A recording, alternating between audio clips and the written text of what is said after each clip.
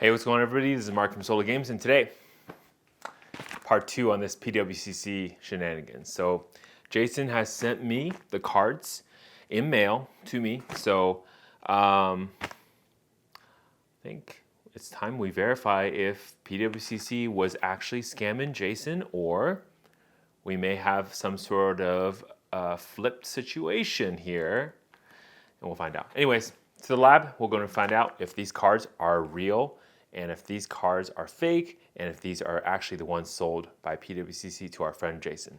Let's go. Hey guys, we're here back at the lab.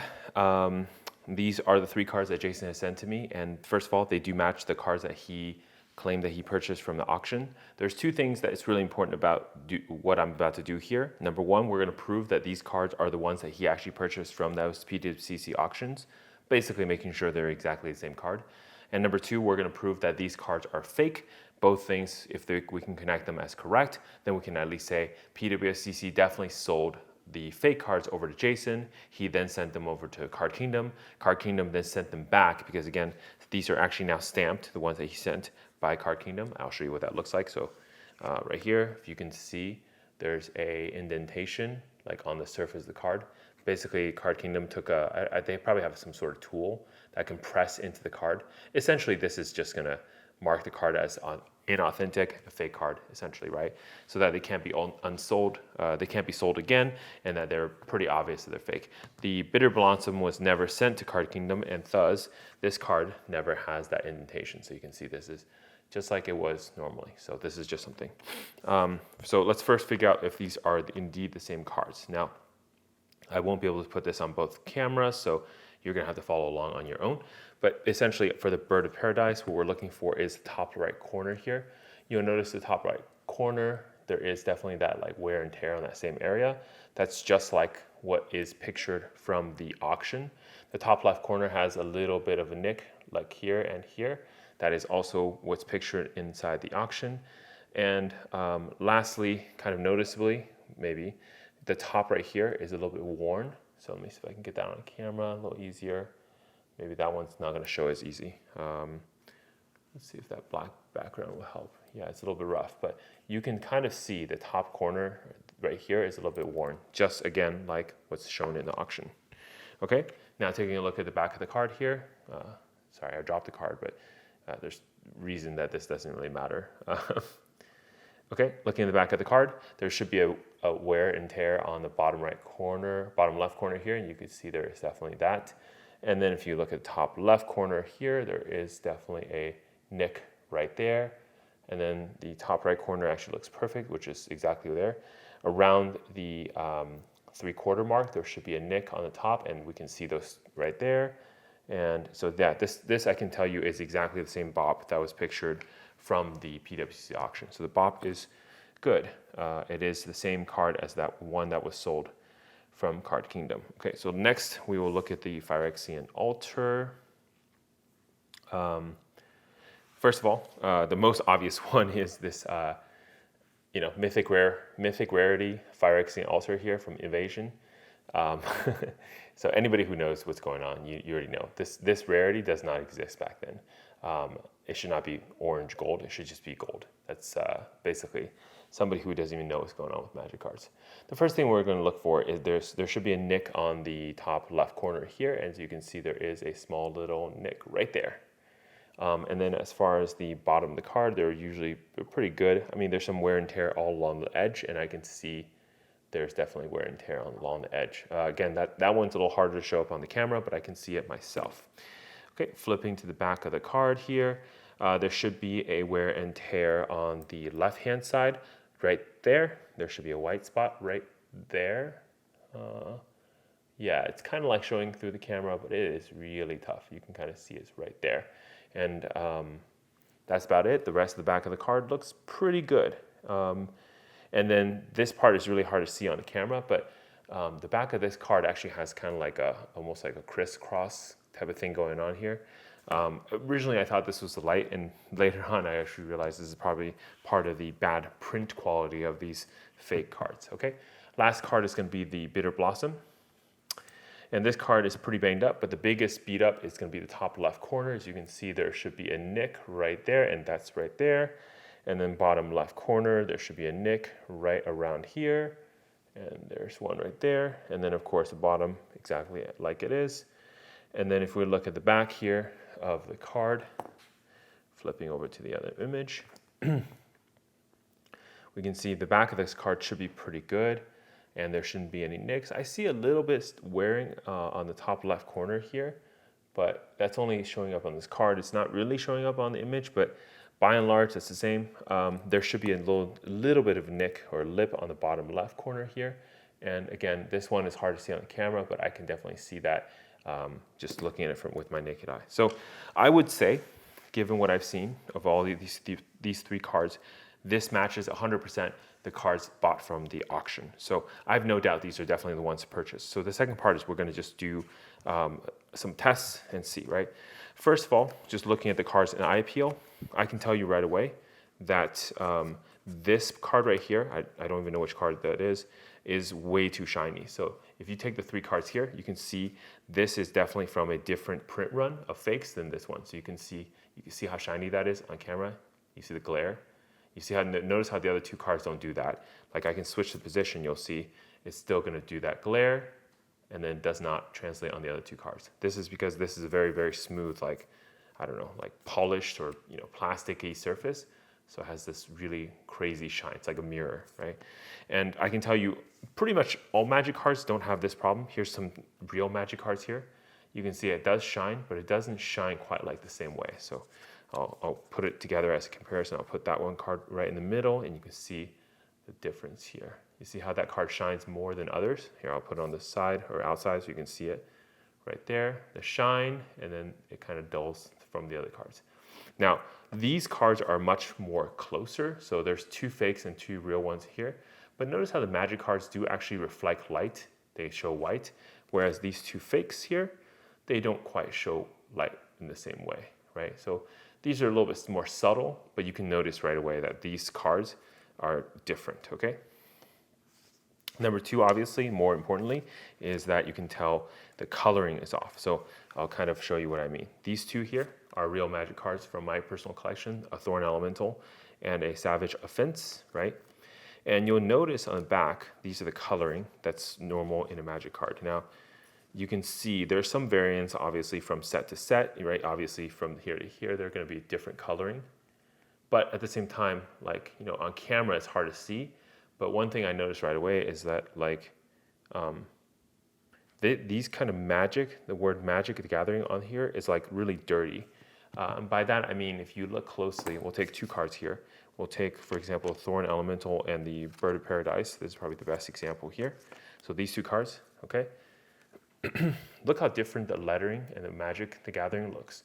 And they shouldn't be this way. If they're from the same set, these in the back pretty much should look the same. Now, obviously, there's going to be some color variance, but the variance even between sets will never be this big. Because if you take a look at what's remaining here, I can already tell you these two are going to be real cards, just visually looking at the back, right? If you look at the word Magic here and the Magic here, you know, these are totally fine. But if you look at these three, you'll notice that Magic is a lot, I don't know what's the best way to describe it, dirtier. It's almost like it's got like some darkness on the M, right? That's extra to the normal card. The other thing is, I already did this, and it won't really show on the camera, but the all green dots on these cards will fail. In fact, if you just look at the back of the cards, the coloring is definitely off. I remember opening this package and looking at these cards and just saying right away, like, the color is off.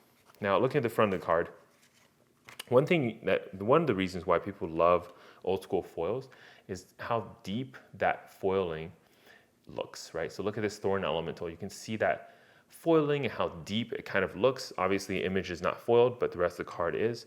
Very similar way, and this is a little bit more subtle on camera, but this Savage Offense here also has a very deep foiling on the red. Now taking a look at our fake cards here, Bird of Paradise has a little bit of that deep coloring, but the color is very dull. Like, it feels like it's a little bit off. And just like I said on the previous video, if you look at the actual lettering, of the words here, of the copyright symbol of wizard on the bottom of the card. The bird of the paradise versus the thorn elemental up top, bird of paradise on the bottom. This one is just a lot more blurry than this one. And if you look at under magnification, you'll notice like even the words right here. You notice how the words are not as clear as the RK post for the illustrator as here. And that's just because, lower quality printing, so they can't really print properly. The other big giveaway too is this going to be this set symbol. Now you can't really tell unless you go under magnification, but the set symbol on the thorn elemental is a lot cleaner than it is on that bird of paradise. The bird of paradise, when you look at the rosette pattern, it just looks way off. Taking a look at Phyrexian altar, I can tell you right away. The problems are present. There is no orange color for the rare. That's off. That doesn't make any sense. As far as the rest of the card, I would say the surface of this printing is pretty good. But at the same time, if you look under magnification, there are some problems that definitely show up. The rosette pattern on the front is not as clean. I usually don't teach people rosette pattern because it's really hard to explain to a new person what rosette pattern good looks like. So it's just pretty rough. But the other thing that you'll notice really quickly is on the back of each one of these fake magic cards here, there's this kind of almost, blotchy line kind of feeling to them. Whereas on a normal magic card, it never has that feeling. It doesn't feel like there's going to be squares. Almost they look like squares on the back of a card. So there's problems there. The Bitter Blossom is probably maybe the best fake.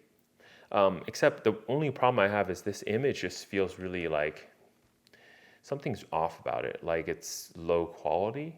Not really high res is kind of what I feel when I look at it. The mana symbols, all the other pieces seem reasonable, but it's just that part is really off.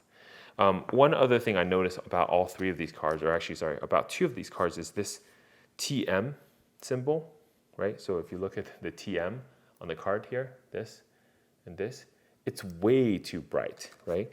So usually on a real magic card, these words, TM, is really thin. So if you look at how thin that TM is, right, next to Magic Gathering, right, trademark. Whereas on these cards, it's almost like they forgot to add it, so they had to get somebody with a pen to write it in later. It's a thicker font and definitely a lot more obvious. Now this one is a little bit more subtle on the Bird of Paradise, and you can see this because, the Bird of Paradise is from a different print run of fakes. But even the Bird of Paradise, where it's a little bit more subtle, you can still see the TM on the real card is a little bit more just not there. And TM here is very apparent, right, on the card itself. But other than that, pretty straightforward. Basically, all the things that, we normally would test for has failed. I don't really think you can test light tests under for foils, but I wonder if we can get some light maybe through the actual card itself. So let's see actually what it looks like under a real card. Let's see if this works. If this won't work, then I will try to maybe get a different light going. All right, hold on. There we go. Yeah, I cannot get a light to kind of go through there. I can see underneath there is a light, but it's really hard to tell, what's going on. And that makes sense because, again, the foiling adds an extra layer and really makes the light test not work. But again, that's why we have many different tests to do. And I would say, if a magic card doesn't pass the green dot test, you're basically screwed already. The rest of it is just look, the Phyrexian altar has this haze over the whole card. It's very hazy. This card is a lower quality. This foiling is just not as deep as this thorn elemental. So I do want to show you this because I think it's very different between the two cards. Look at the foiling between the two cards. You can already see what a real magic card looks like versus a fake. Again, if they're all from the same set, essentially they're going to be from the same printer, especially back then. They should not have this much difference in variance. So, cool. Pretty much, I don't know what else to say, but these cards are definitely fake. So there's that. Let's go back to our video. Okay, and we're back. As you can see, these cards are straight up just fake. They are confirmed to be this one sold by PWCC to our friend Jason, and they are fake, so there's that. I'm just glad that after the video I made, it sounded like my original video, after that video, it sounded like PWCC did contact Jason and started I guess, working with him on a process. I'm also doubly happy that Card Kingdom did return the cards, albeit with a stamp, which I think it's fair. I know a lot of people don't like the fact that like it's like personal property, you can't do this. I disagree with that. I think there are too many cases of fakes out there, and an authoritative figure like Card Kingdom, honestly, like myself, should have the power to go and say, you know what, this card is fake, I'm confiscating it and I'm taking it out of supply, right? And this way it's not, because one of the other problems of not doing this is you're allowing for a rotating, like revolving door of these people who are selling fakes to continue trying. Yeah, they got a bad person, or they got a person who, knew or found out they're faking it. They just return the card. Now they can try to scam someone else, and that's the problem, right? You have to do it in a way where if you're going to return the card, you have to do it in a way where it makes it so that the card is obviously problematic, obviously fake. At least it slows them down. I know it doesn't end the problem. It does slow down the scammers, which is what our goal is, right? We don't want more people to be scammed trying to, buy into this game. So there's that. Lastly, it also sounded like PWCC is basically handling this situation as poorly as possible. Obviously, at first, they didn't even respond to Jason, who was trying to get them to talk to Card Kingdom and somehow basically get his refund. At this point, after my video was released, they did talk to him right away, but the message was more or less a threat. And again, I'm not going to share the full message with you, but I have read it, and it was more or less a threat about like, hey, don't share this with other people. Let's keep this like between us, less people touching the card, the better. Because basically what happened was Jason was, I requested for Jason to send the cards to me. So I'm sure PWCC is thinking the same thing, like, oh gosh, don't let this actually go on the internet and share with other people, like exactly what I'm doing in this video. And of course, in the last couple of days, with Jason basically not sending the cards right away to PWCC, they have actually sent him an email and I guess banned his account or restricted his account, saying something like, hey, you are not allowed to bid or buy things on the platform, which to me is very petty, and also proves that they are actually genuinely trying to do something bad. Because I'll tell you this, right? I've had sales on eBay or other platforms where maybe I made a mistake, or it's not, I sold a card as near mint or LP, but it was actually MP or HP, right? Buyers contact me, and then I say, oh, wow, that's what happened. I just believe them because I'm running a legitimate business. I have nothing to hide. If there's a problem, I'll go resolve it, right? And yes, there are going to be some times when the buyers are being unreasonable, but honestly, that's pretty rare. That is a very rare number of people who actually come back and say, lost, scam, whatever, that kind of stuff, right? Packages do actually get lost. I've had packages that literally just stop tracking, right? And when I talk to the post office, it's like, oh, it may be stuck in a sorting facility, maybe it fell off the carts, you don't know, right? They do get lost, but that's also very rare. And so, of course, there are cases where, it says delivered, but the person says it was never delivered. In those cases, you can make all the guesses you want, but I just kind of assume that humans are genuinely reasonable and not going to lie to me, try to scam me. So if it's a refund, whatever, I take care of people, right? That's why, because long term for me as a store, that's kind of, if I treat people this way, long term, I'm going to be treated well. So that's just how it is. The fact that PWCC can't even do that, the fact that a buyer from your platform has said, literally a different authenticator says your cards are fake, and they end up banning you, to me, that is guilt. To me, that proves, if more than anything, more than even maybe me looking at these cards, or rather not more, because this is definitive, but it reinforces the idea that they are deliberately selling these fakes because they're trying to silence Jason. They're trying to say, hey, don't buy from our platform anymore. Why not? The guy figured out that you were selling fake cards. So if you actually didn't intend to sell fake cards and these are found to be fake, you take them back, you inspect, you figure out exactly what in your process was wrong, and then stop selling fake cards. There's no point in this conversation, in this whole ordeal where apparently selling the fake cards is okay, or banning the person who purchased from you is okay. So to me, all of this, PWCC needs to do way better. And given that that's how they treat their customers, I would never want to be their customer. And I don't recommend you doing that same either. So, end of the day, here's what I think. I'm happy that Jason's getting pretty much everything he's going to get. It sounds like he's going to get a full refund from PWCC. Worst case, he opens the case with the credit card company. Now with all this evidence from 2 different sources of authority authenticating his cards, saying, yep, these are actually indeed fake and they're definitely from Card Kingdom, I think he'll be fine, right?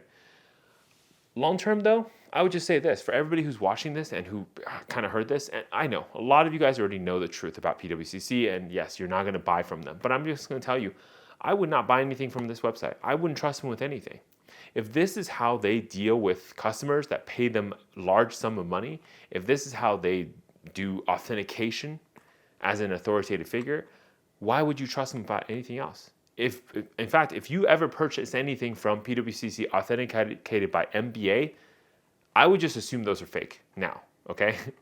There's really no point. I mean, it's proven that they're being malicious. So at this point, just assume it's fake, at least do a double check, verify that it's actually still real, then move forward, okay? Because you probably are gonna get burned or you've already been burned. So there's that. That's all I gotta say. Good luck to you, Jason. I hope you get your money back. And I know it's really tough, but it's good that you spoke up, right? It's good that we've kind of brought this truth to light. And that's what I want to do, right? Because sunlight is a perfect disinfectant, right? All right, Marks from Solo Games. Stay classy. I'll see you next time.